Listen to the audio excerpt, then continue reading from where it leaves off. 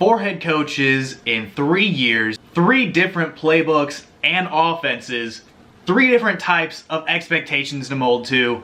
Baker Mayfield has been going through the ringer, and he's not even 25 yet.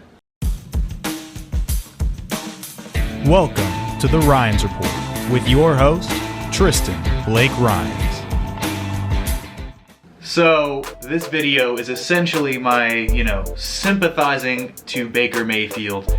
He's had nothing familiar basically every single season that he's played in the NFL. So how did we even get here? How did we even get to this point of having to even discuss this? I mean, let's start at his rookie season. Midway through, his head coach, Hugh Jackson, gets fired for winning a total of like 3 games in like 2.5 years, right? Defensive coordinator Gregg Williams steps in as the interim head coach. The team sees some success, almost even cracks the playoffs at 7-1 for the season. Post Hugh Jackson's firing and Gregg Williams taking over the franchise, they go 5-3. The upside seems high. Baker Mayfield's an offensive rookie of the year candidate. He lost to Saquon Barkley. Sniffs some success, sniffs some optimism. The Cleveland Browns fans, the NFL fans around the world seeming excited. Baker Mayfield started doing some commercials, had a bunch of hype surrounding his second season. New head coach in Freddie Kitchens, who's supposed to be the guy, the man, lots of talent built into the offense. Got Odell Beckham. They quietly picked up Kareem Hunt. Cleveland's hopes getting high, but you can have as much talent as you want, as much hype you can gather. The leadership absolutely needs to be there. Freddie Kitchens was not the guy the Browns needed, and this team looked, in a word, frustrated all of last season. Got off to a rocky start, never really got their feet under them, finished the year 6-10, and even strung together 3 wins in a row at one point, but there was never a time where the Cleveland Browns really felt settled into the season. Kitchens looked unprepared for the role. There were plenty of times you would watch the Cleveland Browns games and commentators would remark saying things like, well, he's missing some small details. The small problems over time manifested into big problems. By the end of it, Freddie Kitchens essentially lost the locker room last season. This led to star wide receivers Odell Beckham Jr., Jarvis Landry asking for other teams to come get me in the offseason. At one point during the season, defensive star Myles Garrett got in an altercation with Pittsburgh quarterback Mason Rudolph, hit him with his own helmet, got suspended for the rest of the year. Baker is just in the middle of all of this, mounting frustration, snapping at opposing fans at points. In the tunnel, results of the season, the Browns let go of Freddie Kitchens and GM John Dorsey, who drafted Baker in the first place. We're going into another season. Baker Mayfield going into year 3. New head coach in Kevin Stefanski. New general manager. Well, what does this team look like now? A ton of talent, again, for now. Offensive line last season, statistically okay. Football Outsiders had him with 40 sacks allowed, 7% sack rate. About average for offensive lines in 2019. Wide receiver options are still pretty optimistic. They're pretty solid. Odell Beckham, Jarvis Landry, Rashard Higgins, not a bad group to work with. Tight end David Njoku was hurt for 12 games last season. That takes an entire dimension out of the offense. But if he remains healthy, I still feel like this offense has a good upside. Running backs, pretty good. Nick Chubb, Kareem Hunt, Hilliard. Chubb had over 1,000 yards last season. The offensive personnel is all there in my eyes. I think the Browns have a lot of good players. Stefanski had some really similar personnel players in Minnesota where he was the offensive coordinator in Diggs, Thielen, Rudolph, and Dalvin Cook, a pretty solid offensive line over there. And he made Kirk Cousins into essentially an MVP candidate during parts of last year. Kevin Stefanski can definitely transition into Cleveland and bring some very similar philosophies on offense, but again, let's not get too optimistic here. This is still the Cleveland Browns. Things will likely be moving and changing once again once the league year starts on March 18th. Baker Mayfield again going through more and more changes. Let's review. How does this all relate back to Baker? Well, things have never stopped changing in Cleveland around him. The Browns can't seem to pull it together, and why is that? I mean, the ownership hasn't had a lot of motivation to stick with anyone at their head coach and their GM jobs because on the field results matter. They're less than stellar, and it's understandable you're going to let go of people that don't seem to be adequate for the positions. But Baker is in the middle of all this. The expectations are high, and he doesn't really have a lot of say-so in any of these scenarios, right? Can these things be changed? I mean, I'm hopeful.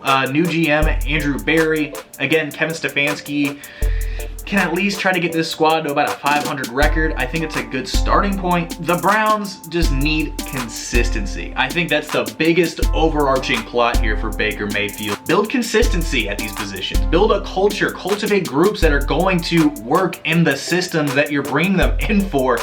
I mean, the Browns have had multiple head coaches and management changes over the years.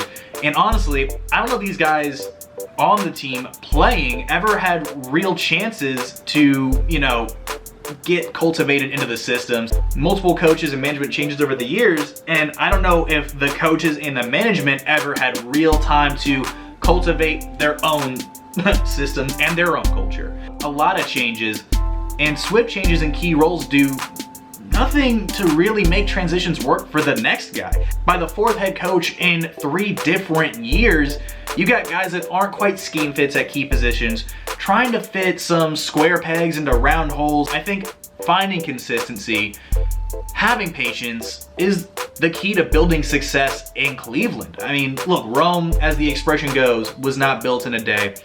It wasn't built in a year. So the Browns need to be willing to invest some time into these groups. A good example of this, I mean, the San Francisco 49ers, they got their head coach and GM on 6-year deals. The ownership made investments to give these guys real opportunities to mold the franchise, and they got better and better each season. The 49ers almost won the Super Bowl this year, and they didn't get in those positions if John York pulls the plug because they had a rough first season.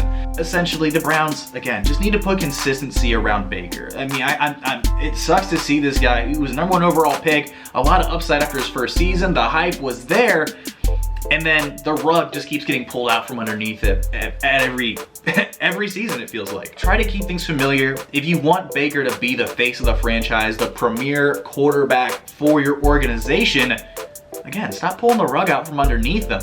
You need to know your leaders, are comfortable in their environments. They need to know their environments, need to know things are going to be molded around them. You're trying to mold this franchise around this guy. You need to commit. Baker had a rough year 2, a frustrating year 2, under some bad coaching and some bad culture. Freddie Kitchens ended up not being a great pick, but if you want him to be surround success, keep him in a good environment. Obviously, year to year, things can change, but Baker has a lot of energy and a lot of emotion. Sometimes it's good, sometimes it's bad. They're still feeling like he's still maturing and, learning. And you don't necessarily want your quarterback in the position that you feel like he's still maturing. You want him to be a rock, cool and collected, smooth, Joe Cool, you know what I mean? You got to keep things consistent for him. You got to at least have the expectation of, okay, I know what I'm coming into this year. I know we're going to have this group, and let's get to work. I understand what my personnel is going to look like. I can build comfortability here. And honestly, just continue to cultivate talent around him. Give him the best opportunities to be successful. Don't leave him in another uncertain situation after this season, because then again, you're just asking for more and more dysfunction. You're asking for another losing season. Don't imagine you're making the playoffs this year, all right? Like, don't set the expectations like we're going to the Super Bowl every year. No, it takes time to get there. Getting to the Super Bowl takes years of preparation. It takes years, and I think this team has plenty of upside to it. Like, Myles Garrett is finally allowed to play football again. That's recent news. The defense as a whole has plenty of talent. Olivier Vernon, Denzel Ward, Larry Ogunjobi, Joe Schobert, Greedy Williams, Demarius Randall. I just hope the Browns are willing to be patient. I hope the Browns organization, they're willing to be patient. They're willing to work with Stefanski. They're willing to work with Andrew Berry.